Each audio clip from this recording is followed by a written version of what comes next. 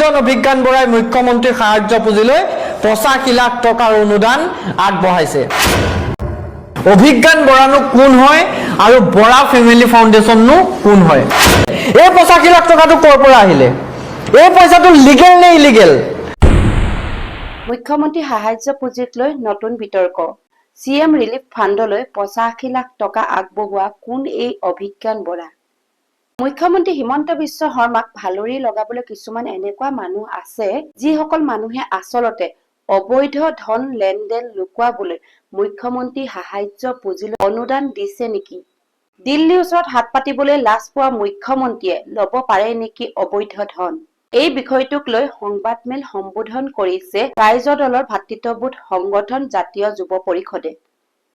আপোনালোকে এই গোটেই ভিডিঅ'টো সম্পূৰ্ণকৈ চাওক, তেতিয়া গম পাব মুখ্যমন্ত্ৰী সাহায্য পুঁজিক লৈ নতুন বিতৰ্ক উত্থাপন কৰিছে। তেওঁলোকে আৰু কি ক'লে মুখ্যমন্ত্ৰী সাহায্য পুঁজিক লৈ এই গোটেই ভিডিঅ'টো চালে গম পাব। গতিকে বলক ভিডিঅ'টো মাজলৈ যাওঁ। জন অভিজ্ঞান বৰাই মুখ্যমন্ত্ৰীৰ সাহায্য পুঁজিলৈ 85 লাখ টকাৰ অনুদান আগবঢ়াইছে।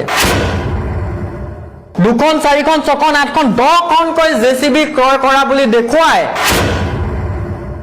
অভিজ্ঞান বৰানো কোন হয় আৰু বৰা ফেমিলি ফাউণ্ডেশ্যননো কোন হয়? এটা সময়ত ট্ৰেডিং কেলেংকাৰীত অভিযুক্ত বিশাল ফুকন সুমি বৰাৰ দৰে মানুহো হয়তো তল পৰি যাব। অৰ্থাৎ এই চাৰ্টিফিকেটখন এখন ভুৱাকৈ নিৰ্মাণ কৰিছিলে অভিজ্ঞান বৰাই। নমস্কাৰ শ্ৰদ্ধাৰ সাংবাদিক বন্ধু বান্ধৱীসকল, আমাৰ আমন্ত্ৰণ ৰক্ষা কৰি আপোনালোক আমাৰ বাতৰি সম্প্ৰচাৰৰ বাবে উপস্থিত হোৱাৰ বাবে পোনপ্ৰথমে ধন্যবাদ আৰু কৃতজ্ঞতা জ্ঞাপন কৰিছোঁ। এটা বিশেষ বিষয়, যিটো বিষয়ৰ ওপৰত আমি আচলতে আজি সংবাদমেল সম্বোধন কৰিবলৈ ওলাইছোঁ। এটা গভীৰ আৰু গুৰুত্বপূৰ্ণ বিষয়, যিটো বিষয়ক লৈ আচলতে চৰ্চা হোৱাটো বা যিটো বিষয় আচলতে অসমৰ ৰাইজে গম পোৱাটো অতিকৈ গুৰুত্বপূৰ্ণ আৰু গুৰুত্বপূৰ্ণ বুলি বিবেচিত কৰি আচলতে আমি আজিৰ সংবাদমেলখন সম্বোধন কৰিবলৈ ওলাইছোঁ। এতিয়া কথাটো হ'ল যে সময়ে সময়ে মুখ্যমন্ত্ৰী সাহায্য পুঁজিক লৈ কিছুমান বিতৰ্কৰ সৃষ্টি হয়। সময়ে সময়ে একাংশ সাধাৰণ মানুহে অভিযোগ কৰে যে মুখ্যমন্ত্ৰী ডাঙৰীয়াক ভালৰি লগাবলৈ বা মুখ্যমন্ত্ৰী ডাঙৰীয়াৰ সৈতে এটা সুসম্পৰ্ক স্থাপন কৰিবলৈ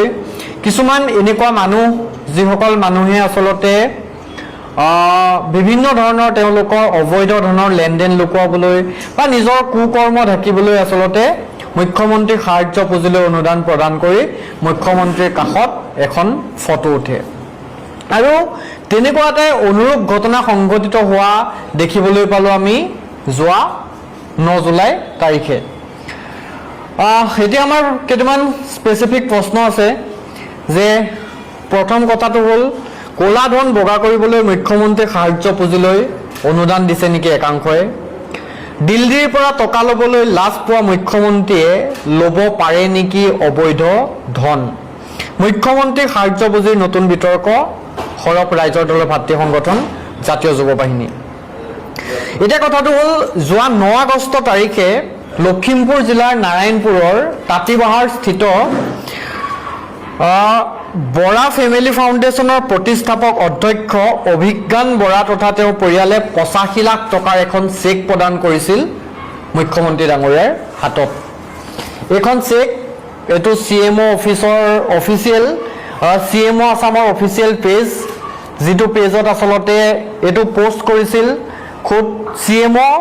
অফিচিয়েল পেজৰ পৰা যে বৰা ফেমিলি ফাউণ্ডেশ্যনৰ প্ৰতিষ্ঠাপক তথা অধ্যক্ষ শ্ৰী অভিজ্ঞান বৰাই ফাউণ্ডেশ্যনৰ হৈ মুখ্যমন্ত্ৰীৰ সাহায্য পুঁজিলৈ 85 লাখ টকাৰ অনুদান আগবঢ়ায়। দুৰ্যোগৰ এই কঠিন সময়ত বানপীড়িত ৰাইজৰ কাষত থিয় দি আগবঢ়োৱা এই মহানুভৱতাপূৰ্ণ সহযোগিতাৰ বাবে মাননীয় মুখ্যমন্ত্ৰী হিমন্ত বিশ্ব শৰ্মাই আন্তৰিক কৃতজ্ঞতা জ্ঞাপন কৰিছে। এইটো আমি দিয়া পোষ্ট নহয়, এইটো কোনো সাধাৰণ মানুহে দিয়া পোষ্ট নহয়,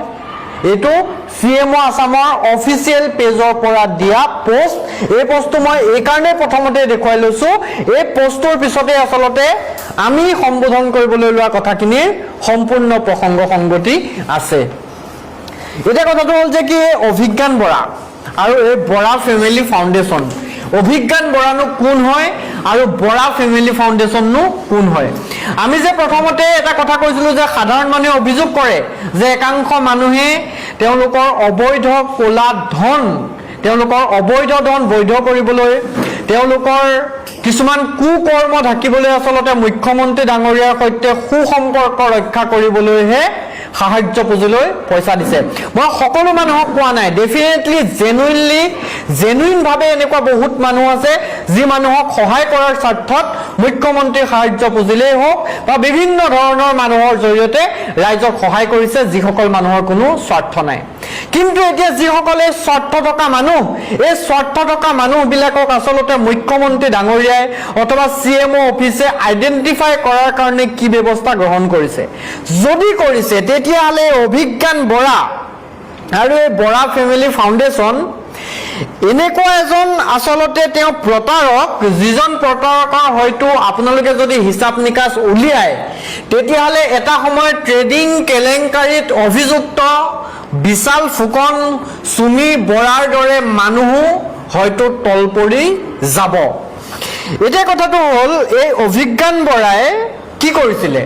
যাৰ কাৰণে আজি আমি কথাখিনি ক'বলগীয়া হ'ল অভিজ্ঞান বৰানে এনেকুৱা এজন কি বিশ্ববিখ্যাত মানুহ যাৰ কাৰণে আজি আমি সংবাদ মেল পাতি অভিজ্ঞান বৰাৰ এই বস্তুসমূহ দেখুৱাবলগীয়া হ'ল প্ৰথমতে মই এখন চাৰ্টিফিকেট দেখুৱাবলৈ বিচাৰিছোঁ এখন ফৰ্বছ তেওঁ এখন certificate Forbes India 30 under 30 class of 2023 recognise certificate এখন অভিজ্ঞান বৰাৰ চাৰ্টিফিকেট অভিজ্ঞান বৰাই মেনশন কৰিছিল অভিজ্ঞান বৰাই দেখুৱাইছিল যে তেওঁ Forbes India 30 under 30 class of 2023 recognise চাৰ্টিফিকেটত তেওঁৰ নামটো আহিছে কিন্তু আপুনি যদি ওয়েবসাইটটো পৰীক্ষা কৰে ফৰ্বছৰ তেতিয়াহ'লে দেখিব যে এই চাৰ্টিফিকেটখন এখন সম্পূৰ্ণ ভুৱা অৰ্থাৎ এই চাৰ্টিফিকেটখন এখন ভুৱাকৈ নিৰ্মাণ কৰিছিলে অভিজ্ঞান বৰাই এই চাৰ্টিফিকেটখন অভিজ্ঞান বৰাই কিয় ভুৱাকৈ নিৰ্মাণ কৰিবলগীয়া হৈছিলে কাৰণ অভিজ্ঞান বৰা এজন মহা প্ৰতাৰক অভিজ্ঞান বৰাই নহয় অভিজ্ঞান বৰা এণ্ড বৰা ফাউণ্ডেশ্যন এজন প্ৰতাৰক নহয় মহাপ্ৰবঞ্চক বিভিন্ন মানুহক ভুৱা ইনভয়েস আৰু ভুৱা আই কাৰ্ড দেখুৱায় বিগত 2টা বছৰে লুণ্ঠন কৰি আহিছে এই অভিজ্ঞান বৰা নামৰ মানুহজনে 2024 চনৰ জানুৱাৰী মাহত এখন ভুৱা ইনভয়েসৰ জৰিয়তে 5খনকৈ জেচিবি এটা দিনত 5খনকৈ জেচিবি ক্ৰয় কৰা বুলি লুণ্ঠনৰ জালপতা আৰম্ভ কৰিছিল এইজন অভিজ্ঞান বৰাই এখন জেচিবি ইনভয়েস যিখন ইনভয়েস আচলতে তেওঁ অভিজ্ঞান বৰাই মানুহক দেখুৱাইছিলে এইটো ইউনিট নাম্বাৰ 38 থাৰ্ড ফ্লোৰ চৰ্চি tower plot number 125B1 east Kolkata area development project 686 Anandapur Kolkata West Bengal 700107 এই এড্ৰেছটোৰ পৰা এটা দিনত 5খনকৈ জেচিবি ক্ৰয় কৰা বুলি দেখুৱাইছিল সেইজন অভিজ্ঞান বৰাই যিজন অভিজ্ঞান বৰাই মুখ্যমন্ত্ৰী সাহায্য পুঁজিলৈ 85 লাখ টকাৰ অনুদান আগবঢ়াইছে আৰু আমি যেতিয়া তথ্যপাতি পৰীক্ষা কৰি চালো তেতিয়া দেখিলো যে এই ইনভয়েসখন এখন সম্পূৰ্ণ ভুৱা ইনভয়েস এই যিখন ইনভয়েস এই ইনভয়েসত থকা যেটো জিএসটি নাম্বাৰ অভিজ্ঞান বৰাৰ এগেইনষ্টত যেটো জিএসটি নাম্বাৰ দিয়া আছে 17B726HJSY78M এই যেটো জিএসটি নাম্বাৰ এই জিএসটি নাম্বাৰটো এটা ভুৱা জিএসটি নাম্বাৰ আপোনালোকে যদি জিএসটি অফিচিয়েল ওয়েবসাইটত গৈ গুগল কৰি চাই তেতিয়াহলে দেখিব এই জিএসটি নাম্বাৰটো এটা ভুৱা অৰ্থাৎ এটা ভুৱা জিএসটি নাম্বাৰ দি তেওঁ এখন ইনভয়েস বনাই এদিনত তেওঁ 2খন 4খন 6খন 8খন 10খনকৈ জেচিবি ক্ৰয় কৰা বুলি দেখুৱাই মানুহক লুণ্ঠনৰ জাল পাতিছিল অৰ্থাৎ তেওঁ কি কৰিছিল তেওঁ জেচিবি কিনিছো বুলি মানুহক দেখুৱাই মানুহৰ পৰা বিভিন্ন অবৈধ উপায়েৰে যে মই ট্ৰেডিং কৰি এই পইচাখিনি পাইছো মই ট্ৰেডিং কৰি এই পইচাখিনি আনিছো আৰু আপোনালোকে মোক ধন দিয়ক আপোনালোকে যদি মোক 10 লাখ টকা দিয়ে মই দুদিনত সেই 10 লাখ টকা 40 লাখ টকা দি আপোনালোকক ঘূৰাই দিম কেৱল জেচিবিয়ে নহয় সেই 21 জানুৱাৰী মাহৰে 1 তাৰিখে 2024 চনৰ 1 জানুৱাৰী তাৰিখে পুনৰ এখন ইনভয়েস তেওঁ মানুহৰ মাজত প্ৰচাৰ কৰিছিল তেওঁ বিভিন্নজন মানুহক দেখুৱাইছিল আৰু তাতে তেওঁ লেণ্ড ৰভাৰ ডিফেণ্ডাৰ 110 5.0 পেট্ৰল V8 আৰু এনেকুৱা বিভিন্ন ধৰণৰ আচলতে 9খন 9-2-11 পাছে 16খন লেণ্ড ৰভাৰ এদিনতে ক্ৰয় কৰা বুলি তেওঁ বিভিন্ন মানুহক দেখুৱাইছিল আৰু দেখুৱাই তেওঁ আচলতে মানুহৰ পৰা টকা লুণ্ঠন কৰিছিল আৰু তেওঁ এই যে টকাসমূহ পাইছো বুলি দেখুৱাইছে এই টকাসমূহ সম্পূৰ্ণ তেওঁ ট্ৰেডিং কৰি পোৱা বুলি আচলতে দেখুৱাইছিলে এতিয়া কথাটো হ'ল যে অভিজ্ঞান বৰা এণ্ড ফাউণ্ডেশ্যনে তেওঁলোকে এদিনতে যে এই লেণ্ড ৰভাৰ ক্ৰয় কৰিছে এদিনতে যে এই আচলতে জেচিবিসমূহ ক্ৰয় কৰিছে গাঁৱৰ এজন সাধাৰণ মানুহ যিজন মানুহৰ এইবিলাক কথাৰ লগত কোনো প্ৰসংগ সংগতি নাই যিজন মানুহে এই কথাবিলাক নাজানে ডেফিনেটলি সুমি বৰা আৰু বিশাল ফুকনে যিদৰে জাল পাতিছিলে বা সুমি বৰা এণ্ড বিশাল ফুকন গেঙে যিদৰে জাল পাতিছিলে সেই একেখন জালে পাতিছিলে এই অভিজ্ঞান বৰা নামৰ ল'ৰাজনৰ বয়স 21 বছৰ 21 বছৰীয়া এজন ল'ৰাই যেতিয়া মুখ্যমন্ত্ৰী সাহায্য পুঁজিলৈ 85 লাখ টকা অনুদান আগবঢ়াব তেতিয়া ডেফিনেটলি প্ৰশ্নৰ সৃষ্টি হ'ব যে 21 বছৰত তেওঁ কোটিপতি কেনেকৈ হ'ল কাৰণ 85 লাখ টকা আগবঢ়াবলৈ মানুহজনৰ একাউণ্টত ল'ৰাটোৰ একাউণ্টত তেওঁলোকৰ ফাউণ্ডেশ্যনৰ একাউণ্টত ডেফিনেটলি কোটি টকা থাকিব লাগিব ডেফিনেটলি ইয়াত তেওঁলোকে ভুৱা ইনভইচলৈ কোটি টকাৰ ট্ৰানজেকশ্যন দেখুৱাইছে গতিকে এই মুখ্যমন্ত্ৰী সাহায্য পুঁজিলে আচলতে যেতিয়া পইচা আগবঢ়ালে তেতিয়া বিভিন্ন মানুহে আমাৰ লগত যোগাযোগ কৰিলে বিভিন্ন মানুহে আমাক ফোন কৰি ৰিকুৱেষ্ট কৰিলে যে এই ল'ৰাজনে আমাৰ পৰা ইমান পইচা লৈ থৈছে আমি যদি তেওঁ পইচা বিচাৰি যাওঁ আমাক ভয় খুৱায় ভাবুকি খুৱায় পুলিচৰ ওচৰলৈ যদি যাম বুলি কওঁ ওলোটাই আমাকহে পুলিচক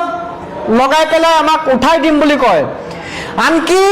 এনেকুৱা বহু ঘটনা সংঘটিত হৈছে অভিজ্ঞান বৰাই যোন মানুহৰ পৰা পইচা লৈছিলে যিসকল মানুহ এতিয়া নাম প্ৰকাশ কৰিবলৈ ইচ্ছুক নহয় আপোনালোকে যদি লোকেল ৰিপৰ্টাৰ পঠিয়াই অকণমান খবৰ কৰে তেতিয়াহ'লে গ্ৰাউণ্ড জিৰ' যদি আপোনালোকে ইনভেষ্টিগেশ্যন কৰায় তেতিয়াহ'লে বস্তুটো গম পাব অভিজ্ঞান বৰাই যি মানুহৰ পৰা পইচা লৈছিলে সেই পইচা লোৱা মানুহে যদি অভিজ্ঞান বৰাক পইচা বিচাৰি যায় তেতিয়া ওলোটাই সেই মানুহজনৰ এগেইনষ্টত আকৌ অভিজ্ঞান বৰাই কেছ কৰে সেই মানুহজনৰ এগেইনষ্টত অভিজ্ঞান বৰাই আকৌ থানাত গৈ পুলিচ কেছ কৰে FIR ৰেজিষ্টাৰ কৰে আল্টিমেটলি ভয় খুৱায় প্ৰাকে প্ৰকাৰে ভয় খুৱায় যে মই পাৱাৰফুল মানুহ আনকি তেওঁ ঘৰত চিকিউৰিটি ৰাখি থয় যে মই এজন পাৱাৰফুল মানুহ তহঁতি যদি মোৰ এগেইনষ্টত কেছ দিবলৈ যাওঁ তেতিয়াহ'লে তহঁতৰহে অৱস্থা বেয়া হ'ব গতিকে সেই সাধাৰণ মানুহখিনি ইমান দিন মনে মনে বহি আছিলে আৰু ইণ্টাৰেষ্টিং কথা অভিজ্ঞান বৰাৰ দেউতাক পেছাত এজন মিউজিক জগতৰ লগত জড়িত ব্যক্তি আছিলে তেওঁ খুব সম্ভৱ মিজোৰামত এটা মিউজিক কোম্পানীত কাম কৰিছিলে প্ৰায় তেওঁ 60,000 মান টকা দৰমহা পাইছিলে এতিয়া 85 লাখ টকা ডনেট কৰিবলৈ সেই 60,000 টকা দৰমহা পোৱা মানুহজনে 80,000 টকা পোৱা দৰমহা পোৱা মানুহজনৰ কাৰণে 85 লাখ টকা ডনেট কৰাটো পচিবল নহয় নেকি নহয় ডেফিনেটলি যদি 85 লাখ টকা ডনেট কৰিছে কাৰণ এইটো CM অফিচিয়েল পেজে ধন্যবাদ দিছে যে 85 লাখ টকা ডনেট কৰিছে এই 85 লাখ টকাটো ক'ৰ পৰা আহিলে এই পইচাটো লিগেল নে ইলিগেল অভিজ্ঞান বৰা এনেকুৱা কি ব্যৱসায়ৰ লগত জড়িত হ'ল অভিজ্ঞান বৰা এনেকুৱা কি ট্ৰেডিং কৰিলে যে তেওঁ 2 বছৰৰ ভিতৰত যিজন ল'ৰা হাতত 2 বছৰৰ আগলৈকে 2,000 টকা নাছিলে 2 বছৰৰ ভিতৰত তেওঁ এনেকুৱা কি ট্ৰেডিং কৰিলে এনেকুৱা কি ব্যৱসায়ৰ লগত জড়িত হ'ল যে 85 লাখ টকা তেওঁ CM ৰিলিফ ফাণ্ডলৈ দিবলগীয়া হ'ল যদি তেওঁ বৈধ টকা দিছে আমাৰ কোনো ক'বলগীয়া নাই কিন্তু এতিয়া তেওঁ যে এই সকলোবোৰে ভুৱা তেওঁ ইনভইচ ভুৱা তেওঁ ফৰ্বছৰ চাৰ্টিফিকেট ভুৱা ইতিমধ্যে স্থানীয় মানুহে কমপ্লেইন কৰিছে যে এই ল'ৰাজনে আচলতে আমাক এনেকে টুপি পিন্ধাই থৈছে গতিকে সেই মানুহজনে সেই ল'ৰাটোৱে 85 লাখ টকা যদি মুখ্যমন্ত্ৰী ৰিলিফ ফাণ্ডলৈ দিয়ে তেতিয়াহ'লে ডেফিনেটলি মানুহৰ মাজত প্ৰশ্নৰ সৃষ্টি হ'ব সাধাৰণ মানুহৰ অভিযোগ যে আজিৰ পৰা 2 বছৰ আগতে তেওঁ ককায়েক যিজন ককায়েকক আচলতে আপোনালোকে ফটোখনত দেখা পাব একেবাৰে আপোনাৰ বাওঁফালৰ পৰা প্ৰথমজন এই ককায়েকজনৰ আচলতে বেংগালুৰুত আছিলে আৰু তাৰ পৰা ঘূৰাই আনিবলৈ তেওঁলোকৰ হাতত 5,000 টকা এটা নাছিলে ফ্লাইটৰ টিকেট কৰিবলৈ আৰু গাঁৱৰ মানুহৰ পৰা 5,000 টকা ধাৰলৈ লৈ তেওঁলোকে ককায়েকক ঘূৰাই আনিছিলে আৰু 2 বছৰৰ আগত যিটো ফেমিলি সেই অৱস্থা আজি 2 বছৰৰ পিছত তেওঁলোকৰ একাউণ্টত কেনেকৈ 85 লাখ টকা আহিলে 85 লাখ টকা দিবলৈ হ'লেতো একাউণ্টত 85 লাখ টকা থাকিলে গোটেই 85 লাখ টকাটো দি নিদিয়ে নিজৰ মাটি বাৰী সম্পত্তি বিক্ৰী কৰি দিও কোনো 85 লাখ টকা CM ৰিলিফ ফাণ্ডত বান সাহায্যৰ কাৰণে নিদিয়ে মানে এই গোটেই পইচাখিনি আমি সন্দেহ কৰিছো যে এই গোটেই পইচাখিনি আচলতে মানুহক টুপি পিন্ধাই মানুহক প্ৰবঞ্চনা কৰি মানুহক প্ৰতাৰণা কৰি লোৱা পইচা আৰু এই প্ৰতাৰণা কৰি প্ৰবঞ্চনা কৰি লোৱা পইচা আজি CM ৰিলিফ ফাণ্ডত দিছে আৰু দি তেওঁ বাহবা লৈছে আৰু সেই পোষ্টটোৱে আচলতে CM আসামৰ পৰা শ্বেয়াৰ কৰিছে ধন্যবাদ দি এই কথাটো হ'ল